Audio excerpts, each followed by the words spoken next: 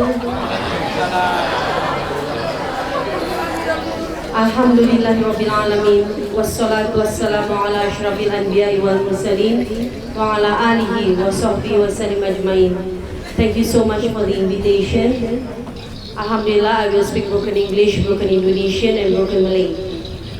Terima kasih banyak sudah mengundang saya jauh-jauh dari Singapura. Saya dilahirkan dan dibesarkan di Singapura. And pertama kali saya datang ke sini, mohon maaf saya tidak bisa bahasa Indonesia. Almarhum suami Al-Habib Saggaf bin Mahdi bin Syekh Bakar bin Salim, setelah saya punya anak 7,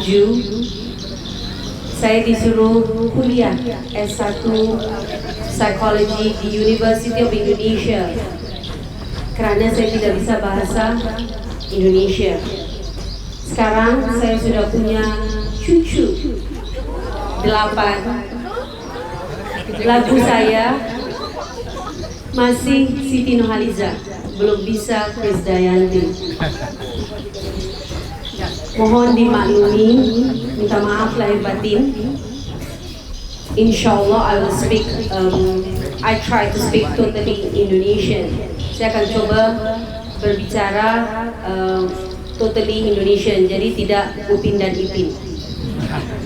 Terima kasih banyak Pak Kiai, Ayah Armis dari Dayah Amal. Terima kasih banyak Pak Kapolsek, Pak Eko. Terima kasih banyak teman-teman, terutama Bu Nur Asmah dari Bank of Indonesia, Lok Sumawe. Terima kasih banyak Ustadz, Ustadzah, santriwan, wasatriwati dari Dayah Ponpes Amat. Ketika saya menikah dengan almarhum suami, saya tidak pernah membayangkan harus tinggal di Indonesia. Saya diusir oleh ayah saya karena menikah dengan orang Indonesia. Walaupun almarhum suami saya adalah seorang Habib, he speaks totally Arabic, jadi bahasa Arab 100% karena dari Hadramaut Yaman. Alhamdulillah, saya bisa berbahasa Arab dalam waktu 3 bulan. Jadi kalau ada tamu yang tidak bisa bahasa Indonesia atau bahasa Arab, saya yang terjemahkan ke bahasa Inggris. Karena saya lulusan dari English Language, English Literature, Cambridge University, United Kingdom, Inggris, totally English. Ketika kami tinggal di Jakarta, terjadilah kerusuhan 98 di Jakarta. Tadi Pak Kiai Ayah Armis cerita di sini ketika masih daerah konflik bakar-bakaran. Di kami ketika 98 itu terjadi di daerah kami karena kami tinggal di komplek DPR dan mereka sudah mulai bakar-bakar di depan kompleknya kami. Almarhum suami bilang, yuk kita ngungsi ke daerah Parung. Parung daerah terkenal dengan warung remang-remangnya. Anak-anak perempuan umur 14 tahun dikawinkan oleh orang tua mereka.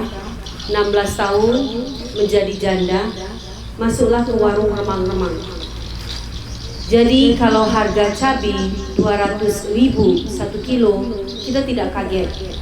Karena di Parung Bogor, cabai-cabean memang 200.000.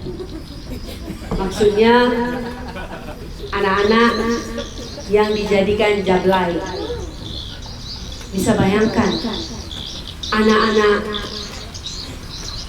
bangsa Indonesia, bangsa yang begini hebat, yang begini kaya, yang punya pahlawan wanita yang terkenal, Cut Nyatin, Cut Mutia, Malahayati. Can you imagine? She's an admiral.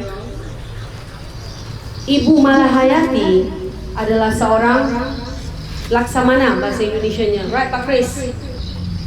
Help me with the translation. Kerana saya tahu bahasa Inggrisnya adalah admiral. Admiral itu adalah laksamana, berarti seorang panglima perang yang di laut. Ibu Malahayati. Ketika pertama kali saya masuk Aceh, teman saya seorang Cut Safina, Umi harus ke pelabuhan Malahayati. Saya bilang, kok namanya perempuan? Yes. Bayangkan sampai sekarang belum ada seorang admiral atau laksamana yang wanita di dunia ini kecuali Ibu Malahayati. Anda putri-putri Aceh, you should be proud. Anda harus bangga. You have Malahayati, Cut Mutia, Cut Nyadin, and all the rest of the women warriors. Pahlawan-pahlawan pejuang wanita. Satu bangsa bisa hebat, satu bangsa bisa hancur, tergantung pada perempuannya, wanitanya, putri-putrinya. Jika satu bangsa dilahirkan dari ibu-ibu yang cabe-cabean, habislah bangsa itu.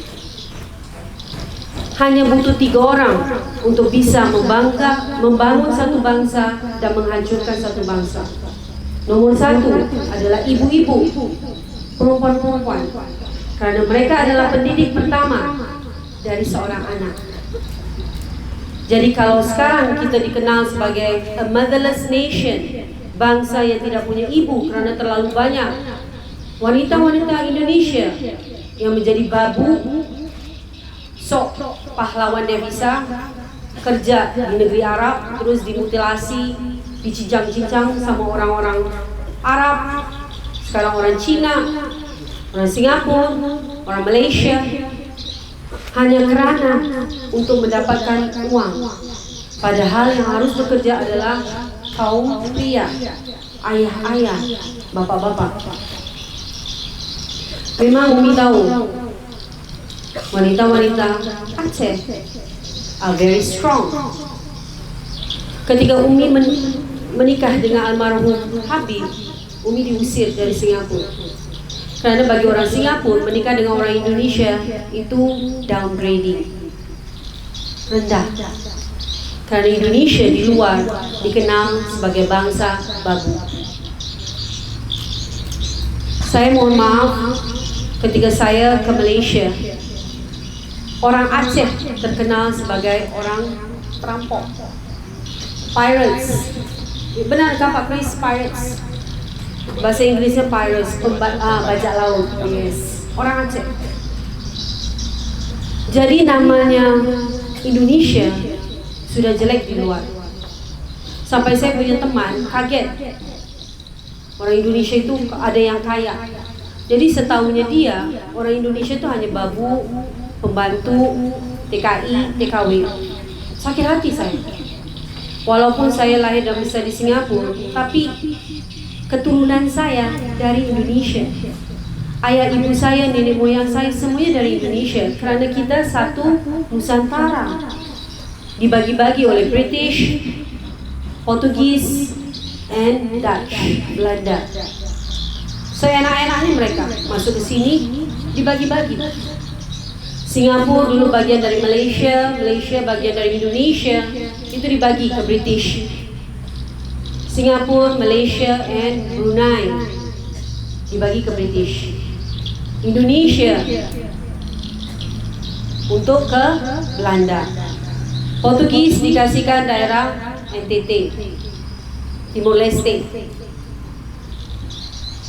Sebab itu kita sebagai bangsa Indonesia yang sangat kaya raya, yang sangat besar ini harus fight, berjuang. Kita harus ambil balik nama harum dari bangsa Indonesia ini. Saya ketika saya pegang paspor Singapura, kemana saya pergi saya dihormati. Karena paspor saya warna merah, Singaporean. Singapura negara kecil, tetapi rakyatnya terkenal kaya raya makmur. Padahal mereka tidak punya apa-apa. Air minum daur ulang dari WC. Jadi insya Allah bantuan dari Bank Indonesia kita akan punya usaha air minum made in Daya Amal. So nanti Pak Kiai, Ayah, tolong nanti kita punya botol air minum merek kita sendiri, pesantren kita punya nama Daya Amal, punya botol sendiri, punya galon sendiri, punya usaha sendiri. Kita harus kuasai pasar Perlak. Kita jadi raja di negeri kita sendiri. Ketika saya menikah dengan almarhum suami, ayah saya tidak terima karena ayah saya adalah seorang pengusaha kaya di Singapura. Ayah saya marah, kenapa mesti kawin dengan orang Indonesia. Tapi bagi saya, hidup itu harus bermanfaat buat Islam. Saya harus taat dengan suami saya. Akhirnya kami tinggal di Bintaro, Tangerang Selatan, kerusuhan Mei, pindah ke Parung, Bogor. Di situ Habib sedih lihat cabai-cabian yang harga pasarnya 200.000. Habib kumpulkan anak-anak perempuan di daerah Parung.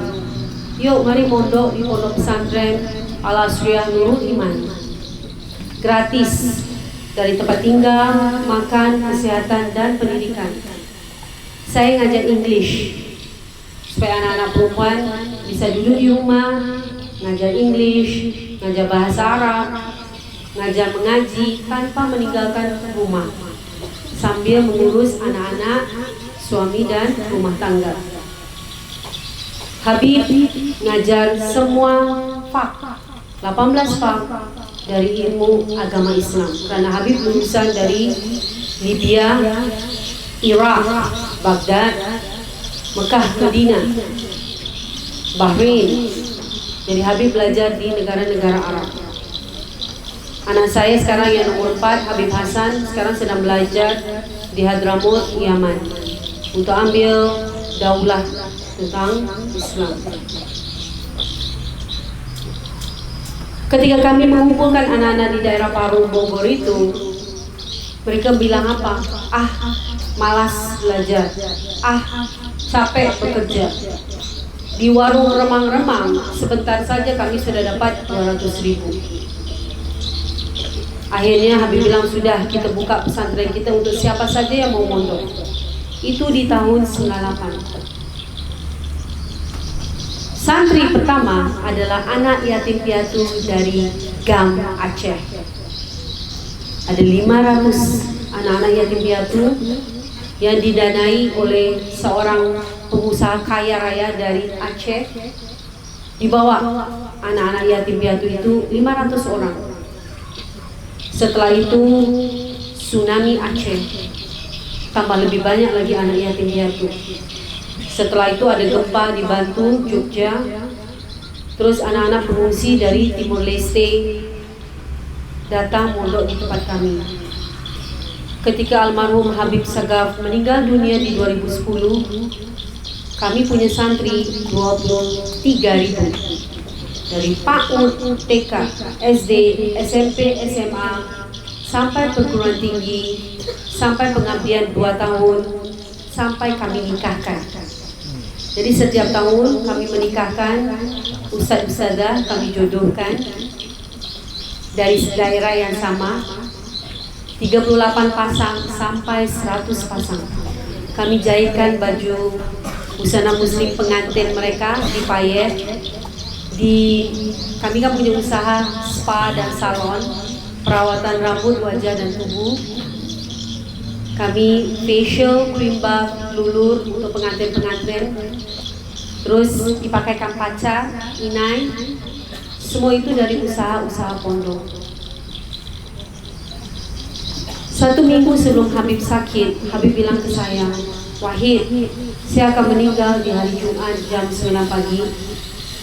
Pondok ini harus sampai kiamat tetap gratis. Semua aset-aset pondok diwakafkan buat Nurul Iman. Kami punya sawah 200 hektar, kami punya penggilingan beras, kami punya kebun kopi, hutan kayu di Lampung, kami punya tambang batu bara di Kaltim, Kalsel, and Palembang. Kami punya pabrik roti, satu hari produksi 15.000 roti. Kami punya pabrik air minum dalam kemasan. Kami punya percetakan, pertanian, peternakan, perikanan. Semuanya untuk operasional menghidupi pondok. Ustaz-ustazah dapat bisyarah, dapat gaji, dapat rumah. Mereka juga dibayarkan listriknya. Mereka harus melahirkan anak paling sedikit 4. Setiap melahirkan anak dapat bonus naik gaji, baik buat suami dan istri juga. Dan mereka dipaksa harus melahirkan paling sedikit 4 anak.